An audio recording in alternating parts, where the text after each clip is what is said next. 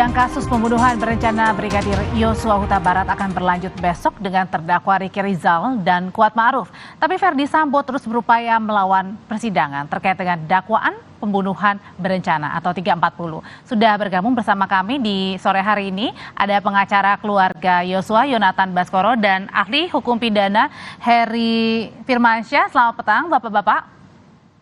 Selamat petang Mbak Audrey. Saya mau ke Mas Yonatan dulu. Mas Yonatan, ini keluarga dari Brigadir Yosua sudah mulai was-was nggak sih dengan serangan-serangan yang belakangan dilakukan oleh tim Sambo untuk mengurangi atau menghindari pasal 340? Sebelumnya saya ucapin dulu selamat tahun baru untuk kita semua. Mudah-mudahan di tahun yang baru ini keadilan bisa ditegakkan. Jadi terkait pertanyaan yang Mbak Audrey sampaikan barusan, keluarga sebetulnya tetap optimis dengan penegakan hukum di Republik ini bahwasannya jaksa penuntut umum dan majelis hakim dalam memutus perkara pembunuhan berencana ini akan bertindak seadil-adilnya. Namun kita lihat di dalam fakta persidangan memang tentu akan dihadirkan pembelaan-pembelaan oleh terdakwa dan ini menurut saya sah dan wajar-wajar saja. Tetapi kalau kita melihat secara menyeluruh, justru bukti-bukti beserta dengan saksi-saksi kemudian juga dengan ahli-ahli yang dihadirkan itu malah memperkuat unsur pembunuhan berencana yang dilakukan oleh FS dan PC. Saya rasa begitu dulu. Jadi tidak terlihat ya, padahal kan ini tim Verdi Sambo terus berupaya untuk melawan dari motif pembunuhan berencana ini dengan menghadirkan bukti-bukti, menghadirkan juga ahli pidana. Ya, sebetulnya kalau kita melihat kepada penjabaran unsur pembunuhan berencana pada pasal 340 nanti akan dijabarkan juga oleh Pak Heri. Ya, barang siapa dengan sengaja ya kemudian dengan rencana terlebih dahulu. Kalau kita melihat di sini sebetulnya pembunuhan unsur itu sudah terpenuhi, yakni yang pertama yang paling penting adalah ada waktu tenang begitu. Jadi tenang di sini dalam artian kita mempertimbangkan melakukan atau tidak, bukan tenang itu kita duduk rapi atau nyantai begitu, bukan begitu sebetulnya definisi dari tenang. Itu artinya kita tahu konsekuensinya seperti apa, itu sudah terpenuhi. Kemudian yang kedua, jika memang ada peristiwa terlebih dahulu ya yang mendahului sebelum melakukan pembunuhan, itu juga menjadi pemenuhan unsur menurut saya. Apalagi ditambah yang ketiga, yakni melibatkan orang banyak baik dalam menutupi ataupun melaksanakan eksekusi tersebut. Jadi untuk pembunuhan berencana ini saya rasa sudah tidak bisa terhindarkan. Oke. Kalau misalnya untuk Mas Heri sendiri, Mas Heri kan beberapa sekarang juga waktunya ya bagi tim Sambo CS untuk memberikan untuk keringanan lah ya, dihadirkan ada ahli-ahli yang meringankan begitu ya. Nah, yang Anda lihat ini kekuatan mana nih dari jaksa penuntut umum yang menghadirkan ahli juga termasuk bukti, atau justru dari tim Verdi Sambo dan Putri? Begini, nanti akan menakar itu tentulah hakim ya, Mbak Audrey ya. Tapi dalam konteks kita melihat apa yang sudah dilakukan oleh timnya Pak Sambo misalnya, kita khususkan, saya nggak melihat ada fokus pembelaan di situ ya. Karena yang ingin dibuktikan menurut saya terlalu banyak ya. Bahkan menyerang JC-nya Eliezer, mencoba untuk membuktikan korban ini dengan foto-foto yang kadang tidak ada relevansinya dengan perkara. Jadi nggak fokus menurut saya. Padahal kalau fokus saja, kembalikan saja bahwa dalam kejahatan 340 misalnya, itu kan ada kehendak, ada pelaksanaan, Mbak Audrey. Dan kemudian bagaimana cara melaksanakannya. Nah, kalau itu bisa dibantah habis-habisan, menurut saya selesai nih perkara 340-nya. Sudah aman.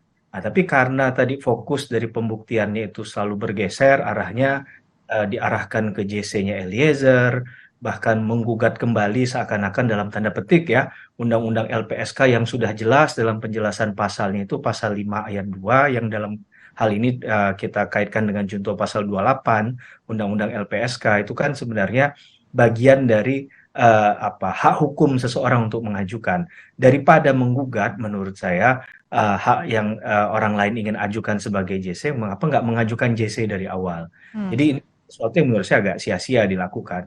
Apalagi kalau kita lihat ke belakang lagi ada foto ya tadi sekali lagi yang sudah saya sampaikan di awal, yang itu kalau kita tarik lagi ke perkara ini jauh sekali. Termasuk juga dengan pengacara dari Arman Hanis yang bilang kalau yang membuka kasus ini adalah Verdi Sambo bukannya Eliezer begitu? Ya, kalau memang membuka dari awal nggak secara tegas, lugas disampaikan. Bahkan perkara ini menurut saya nggak akan sampai berbulan-bulan ya. Kalau tadi Mbak Audrey katakan dari 2022, dari pertengahan mungkin ya, kita hitung sampai perkara ini masuk ke 2023, ini kan masih berproses. Karena tadi ada hal yang tidak terang benderang di sana. Ada upaya untuk mengakui kesalahan, tapi kemudian melemparkan lagi kesalahan ke orang lain. Jadi Oke. masih ada kegamangan di situ. Hmm. Mas, Rasa-rasanya ada sesuatu yang coba untuk dilihat perkembangannya baik. seperti apa. Baik, kalau dari tim keluarga Yosua sendiri melihatnya seperti apa sih Mas Yonatan? Kan kemarin juga ada 35 bukti loh yang sudah dikasih ke majelis hakim dari tim pengacara. Ya, terkait bukti-bukti yang disampaikan, menurut saya juga, saya sepakat dengan Pak Heri, itu tidak relevan dengan pembunuhan berencana. Dan kami juga ingin sedikit mengkritisi pengadilan kita ya dalam penanganan proses perkara ini. Kenapa tercampur dengan urusan-urusan pelecehan-pelecehan seksual dan perkosaan yang itu sudah terbantahkan begitu. Karena di dalam dakwaan kejaksaan sendiri, dalam dakwaan jaksa penuntut umum ya, itu juga tidak ada terkait pelecehan seksual. Jadi memang seharusnya kita fokus terhadap hal tersebut. Nah, namun yang ingin saya sampaikan di sini terkait dengan foto almarhum yang menyebarkan aib, ya memang itu strategi dari mereka mungkin untuk mengangkat bahwasannya almarhum ini berkepribadian buruk sehingga untuk melakukan pelecehan itu dimungkinkan. Tetapi menurut saya itu sangat tidak relevan. Bahkan apakah memang jika benar itu adalah foto almarhum, kita kan nggak tahu itu foto editan, sumbernya dari mana kita belum tahu sampai sekarang. Oke. Nah, apakah benar, apakah dibenarkan jika almarhum ke tempat bar begitu ya harus dibunuh? Itu nyambungnya dari mana? Kan itu sudah sangat tidak nyambung, sehingga pembunuhan karakter terus yang diangkat-angkat oleh pihak mereka. Oke, jadi ada anggap itu adalah pembunuhan karakter bagi almarhum ya? Ya, saya rasa begitu, karena memang tidak ada relevansinya dengan Baik. pembunuhan berencana ini. Ada nggak sih relevansinya atau mungkin tidak ada relevansinya justru kalau menurut Mas Heri sendiri dengan pembuktian 35 termasuk juga sepertinya ingin profiling dari korban Yosua ini? Gini Mbak, tidak bermaksud mengajari. Kalau saya juga lawyer, jadi kalau kita dalam beracara, kadang kita mengkaitkan dulu bukti ini untuk membuktikan apa. Kalaulah yang ingin dibuktikan adalah korban, persoalannya kan korbannya sudah meninggal, gitu ya. Jadi menurut saya bantahan yang paling penting itu adalah menggagalkan bahwa tidak ada niat membunuh itu dari awal dengan apa yang disampaikan oleh jaksa itu kemudian jadi bahan untuk kemudian diputarbalikkan faktanya. Jadi bukan lagi mencari peluang lain yang sudah jelas bahwa itu sama sekali nggak ada kaitan. Coba kita perhatikan, apakah foto tadi itu mengatakan bahwa tidak ada perbuatan pidananya? Tidak ada kaitannya, perbuatan pidananya tetap ada, tidak menghapuskan apapun begitu. Tapi kemarin Mas Heri di 35 bukti salah satunya juga disebutkan oleh pengacara bahwa ada foto atau mungkin ada ungkapan dari Verdi Sambo yang meminta Yosua ini untuk mencarikan kue. Artinya kan tidak ada perencanaan, sebelumnya hubungan mereka baik-baik saja dengan Bu Putri juga. Ya, perencanaan itu nggak bisa hanya dilihat dari satu aspek, misalnya hanya karena disuruh sesuatu dan dia mau melakukan, kemudian itu baik-baik saja. Bisa saja terjadinya setelahnya. Karena itu saya bilang tadi, kalau kita bicara pembunuhan berencana dengan syarat-syaratnya tadi, ada kehendak, ada kemudian pelaksanaan. Nah, ini yang kemudian mau dilihat sebagai rangkaian tadi. Di mana terjadinya awalnya, kemudian akhirnya Pak FS itu berniat untuk katakanlah membunuh Joshua. Ini kan yang mau kita batasi betul, dan itu yang harusnya jadi fokusnya teman-teman PH-nya dari Pak FS, karena ingin membuktikan bahwa dari awal memang nggak ada persoalan, tapi ketika hanya membeli kue, saya rasa perbuatan itu kan terjadinya bukan di saat dia membeli kue kan, kecuali dekat dengan membeli kue tadi. Tapi mungkin itu ingin membuktikan kali Mas Heri kalau tidak ada unsur perencanaan pembunuhannya.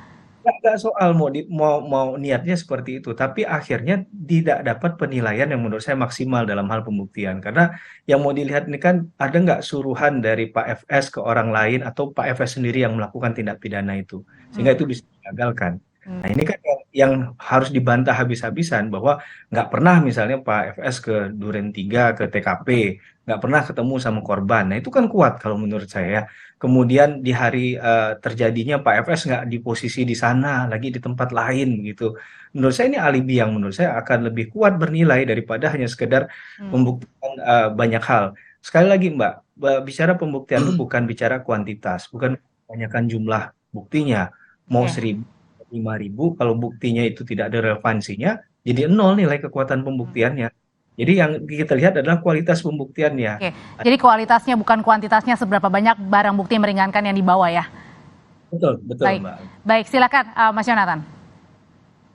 Ya, apa yang dikatakan oleh Pak Heri itu tentu sudah cukup menggambarkan apa yang seharusnya dilakukan begitu jika memposisikan diri sebagai PH seberang begitu ya, ataupun oleh terdakwa. Nah, tetapi kita lihat memang semua konstruksi yang sedang dibangun adalah memang untuk mendapatkan keringanan, yakni pembunuhan berencana itu tidak ada sehingga hanya emosi spontan. Tetapi kalau kita melihat fakta persidangan, bagaimana bisa ini kan peristiwanya di Magelang sampai akhirnya dieksekusi di Jakarta. Nah, itu kan ada jarak waktu sebetulnya. Nah, dan itu yang harusnya digali apa yang sebetulnya terjadi.